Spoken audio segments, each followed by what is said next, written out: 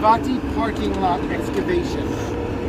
Okay, what we just walked through is part of the underground tunnel, which let's not call it a sewer if we're going to walk through it.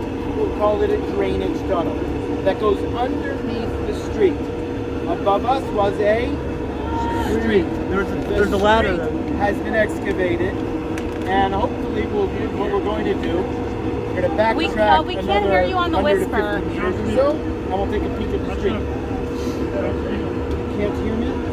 What's I'm this? on. What? Is the batteries out? Can you hear me now? Your battery out? I'm on. I'm on 11. You're on 11? I'm running out of battery.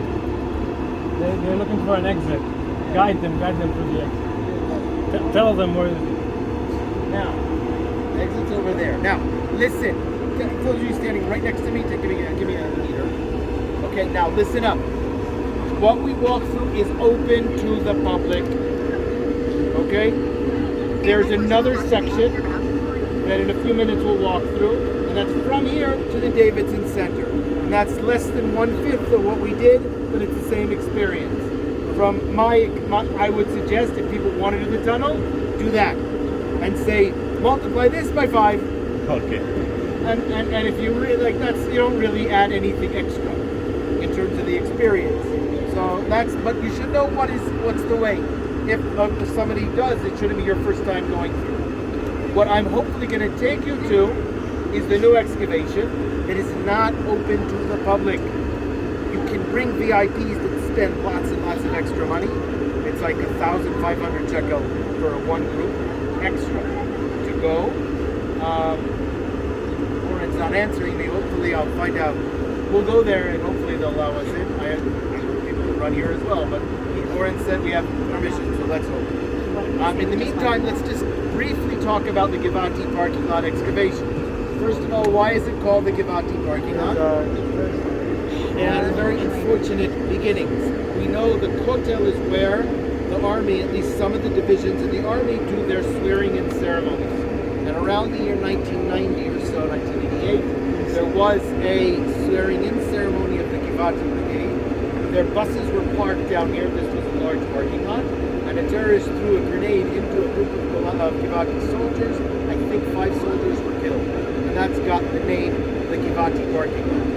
Okay, this was an open parking lot.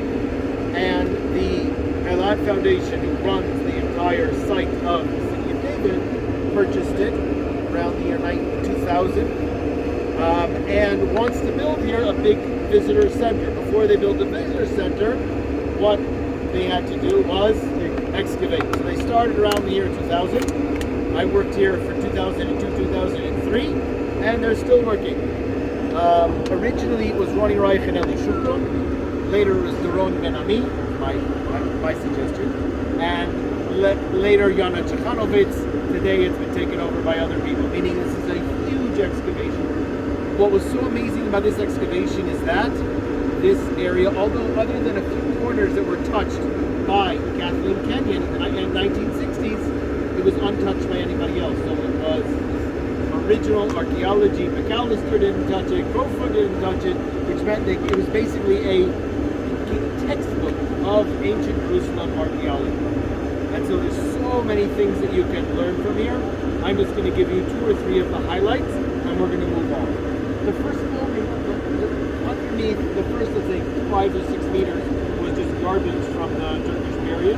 Very interesting. Most of it they cleared away with bulldozers. They got to an area where they had a garden and a large open garden from the later Arab periods. Then they found an industrial area, pits that were used for tanning, which is something you did outside the city. Underneath that, they found another garden. Underneath that, they found a cemetery. Underneath that, they found this building. This building is from the end of the Byzantine period, and it was an administrative building. What's the difference between domestic and administrative? How do you think you know the difference? Large. If you find pots and pans, ovens, it's domestic. If you find large rooms and other things, then it's administrative. This building, the first room, they found a pot of Here? Amazing gold coins. Okay. And they weren't circulated. They were from the year 611. And they never were circulated. What we believe, what happened in 614, remember? Persian conquest. So somebody brought these from Istanbul, from Constantinople. For some reason, they hid it underground. The Persians came and destroyed it, and nobody knew about it until it was discovered. Underneath that, we have another building. You see where those columns are? Those pedestals? That's part of a beautiful Roman villa in the Roman period. When I studied the Roman period in the classroom, before this was found, we were told the city, Aelia Capitolina, moved that way. But apparently the wealthiest person in the city had a house over here, overlooking the beautiful valley. Underneath that, a huge building, you can see it there, went this way, a little bit diagonal, huge building, 4,000 meters squared, but it's domestic. And it's got mythology, and it's got pottery, and it's got destroyed things from the year 70. So it was built before 70, and it was domestic, but how many people could afford a house that's got 4,000 meters? That's huge. So it's a palace. According to Josephus, there was a woman who had a palace in this area. Her name was Helene, the queen of Ariadne. Helene Amalka. So apparently it could be that her palace, her residence, was over here. Underneath that, they found, over in the corner over there, a humongous structure from the Greek period, from the Hasmonean period. That Doron Ben Ami, who excavated here, thought may have something to do with the Chakra. Have you heard the name Chakra? Chakra was a structure that was built by the Seleucid Greeks that overlooked the temple. How could a building overlook a temple be over here? Question. But the Chakra wasn't just one building, it was part of a whole complex. So Doron felt it was too big to be just a standalone house, that it had to do with the Chakra building. That some people think was in the southern corner of Temple Mount. I'll let Oren explain more about Chakra.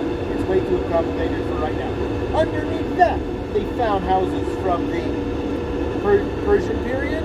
Underneath that, a little bit of pottery from the 9th and 8th century. They didn't find any 10th or 11th century pottery here. So if the city, what? BCE you're talking about? Which means that, what should we find here? The Western Wall of the city of David, if there was one. Understand? And that we still haven't found one yet. Maybe Crowfoot, who excavated a little bit farther south in the 1920s, found a gate and a wall, but we're not sure whether that's biblical, Nehemiah, Hasmonean, completely open to who it could be. Didn't keep any pottery, and the masonry was too similar. So, and it could be redone, reused. So there's still a little bit of a question of where the wall was, the western wall of the city of David was. It must have been somewhere over here. In all these excavations, this is the valley. Meaning when you say valley today, Tyropoeon Valley, Central Valley, it's all filled in. What's it filled in with? This. Now, someone asked a question about geopolitics, and I didn't answer it then. This excavation was stopped for about a year and a half because they issued a petition to the High Court of Justice that this was an illegal excavation. It was petitioned by the people who lived in that house and by other organizations, and it stopped. The court deliberated and said that this was completely legal. It said about the people in that house, well, you built your house without a proper permit, so you shouldn't really make noise.